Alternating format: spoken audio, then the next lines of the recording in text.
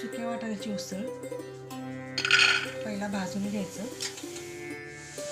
थोडंसं तेल टाकायचं म्हणजे उघडत वास येत नाही वाटाण्याचा. हिरवे वाटाणे रात्रभर भिजत ठेवले होते. आता ते तेल टाकून काळे डाग पडोस्तोवर भाजायचे.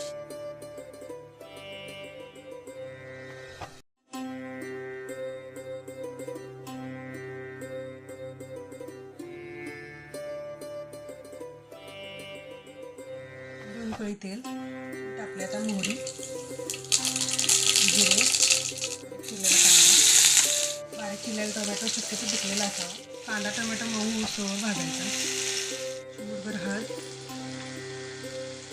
लाल तिखट,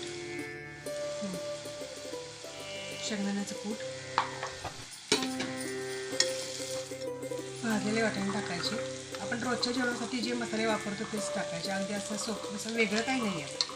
पुरते मीठ, थोडीशी कोथिंबीर आणि वाटाणे शिजवून नुसतं भाजून घेतले, त्यामुळे जेवढं शिजेपर्यंत जेवढं पाणी लागतं तेवढं 10 मिनटं झाकून ठेवायचं. शिजले का पाणी उसळ, शिजली उसळ. भाकरीपेक्षा चपातीबरोबर ही उसळ छान लागते. झणझणीत चमचमीत वाटाण्याची उसळ.